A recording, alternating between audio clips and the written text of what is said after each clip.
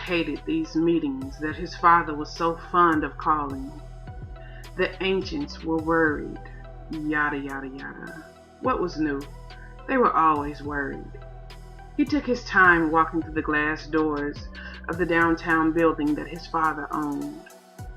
"Evening, Mr. Orel," the guards greeted as he passed them.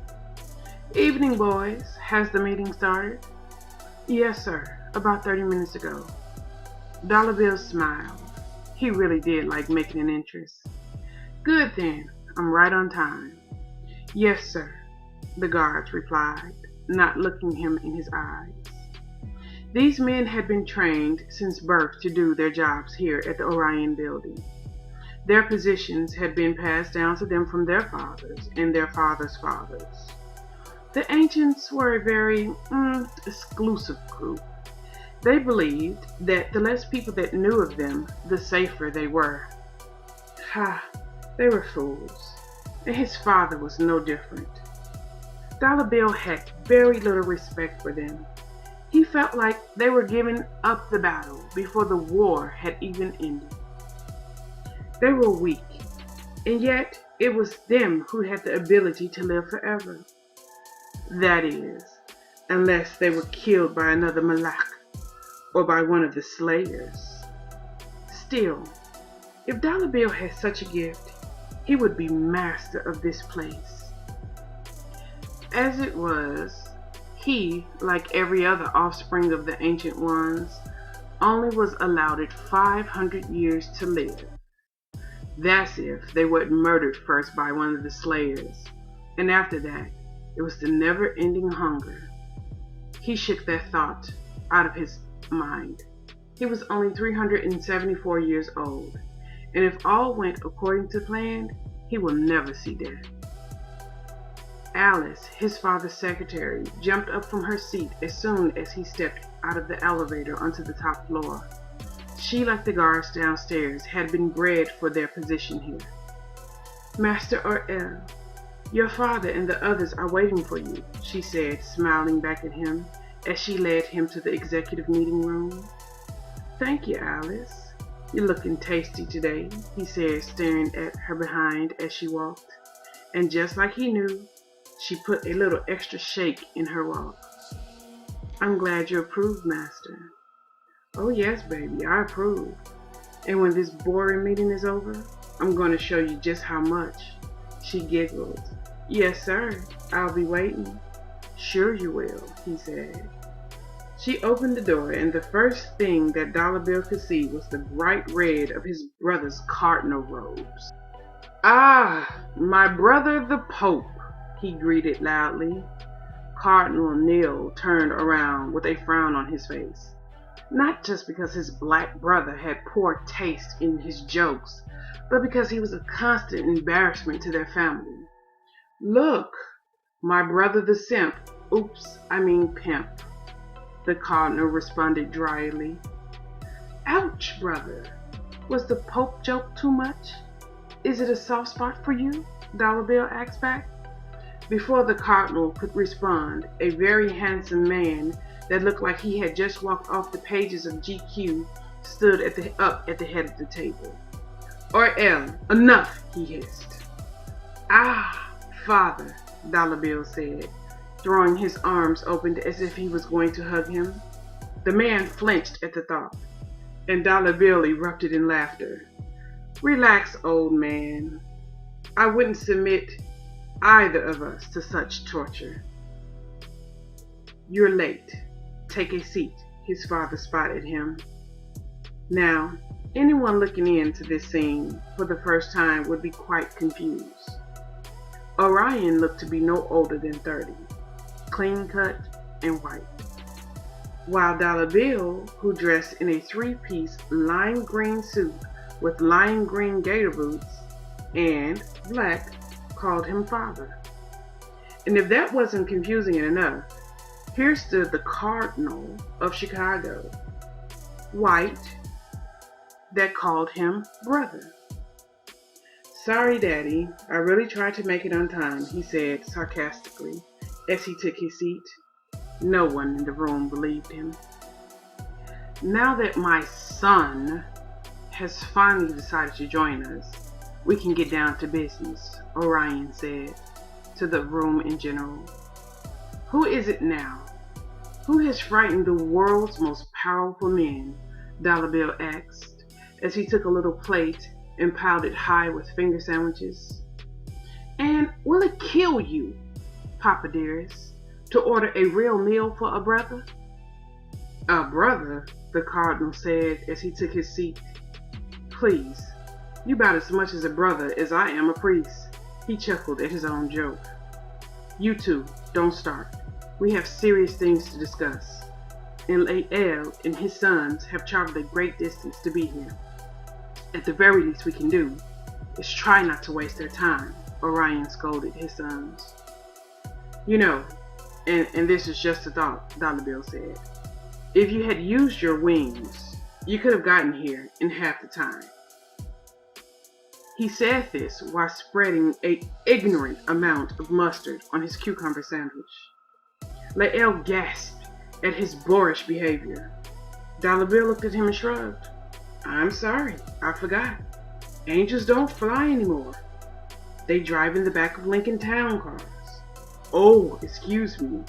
What must I have been thinking? If we can continue, my son will close his mouth, Orion snapped. Dollar Bill popped his sandwich in his mouth and winked at his father. He really did enjoy ruffling the feathers of the ancient ones, no pun intended. Please, La'el, tell us what news you bring. La'el, another very handsome white man, took a sip of his coffee before he spoke. Dr. Kowinski was found dead, his head severed from his body. But why come to me? Orion asked. Dr. Kowinski is one of yours, right? Yeah, he was. However, we believe the Slayer Lion was behind this. Orion's hand came down hard on the table. Damn him! We can't afford to keep taking these setbacks. If we're going to have any chance at surviving the return, we're going to have to get that grid up. Tell me you have the doctor's notes, or anything. We do, but it's going to take us a little while to get heads or tails of it. La'el responded. Why haven't you taken care of this Slayer? I've tried. We can't get close to him. It don't matter who or what I send, they all die in transit. But you had him. Locked away. What happened? I don't know, Orion exhaled. We pored over the cameras. His cell just opened. Gee, where have I heard that before? Dollar Bill said dryly as he slathered another finger sandwich with mustard. His father ignored him and continued to speak. Once he was out of the cell, it was as if he had his full strength back and more. When we got there, the bodies had just been torn apart and they were scattered all over. And since then, we haven't been able to get close to him. The only way we're getting in is if somebody let us in. How did you get him the first time, Roan? La'el's son asked. Operation Delilah. Back then it was fairly easy because he was young and so far into the dope game, we thought for sure there was no redemption for him. Obviously we were wrong. These damn Slayers! I wish I could just push a button and erase them all, La'el hissed. Well, if you good men are finished discussing your failures, I have some news that might turn those frowns upside down, Dollar interjected. Please, Oriel, this is serious, his father began. I have someone on the inside. His father's mouth shut closed as he sat back, his full attention on his son. Explain. Butta baby. He slathered another sandwich and popped it into his mouth, intentionally keeping them all waiting. Wait, are you talking about your horse, child? His brother asked, appalled. Impossible. She couldn't have gotten in unless, Dollar Bill interrupted. she was one of his, and she is one of his. How do you know? His father asked.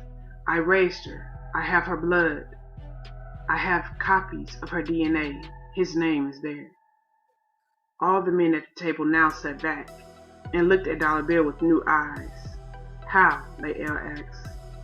Well, while you guys were fooling around with spells that clearly didn't work, I mean, look at the doctor. I'm sure you put a protective spell around him, right? Yeah, but Lael began, but Dollar Bill kept on speaking as if he said nothing. I've been working a spell on her since she was a child. Trust me when I tell you, I own her. She will do anything I ask. What sorcery is that? His brother asked, clearly unbelieving. Woman was a gift for man, but he's no gift for her. Ah, feminism, my favorite spell, Lael said, nodding his head. And fail proof. Sometimes, gentlemen, the oldies are truly the goodies. Like the Master showed us in the beginning, women will continue to be the weakness of mankind.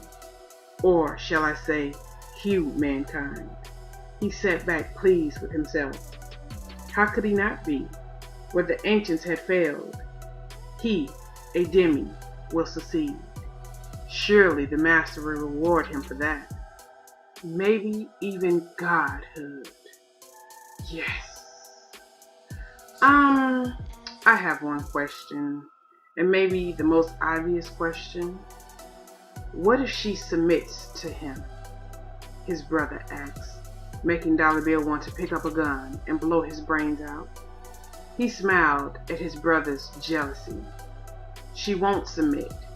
She grew up watching me beat the hell out of her mother. The spell is solid. She won't submit to any man. Plus, it's something that has always worked.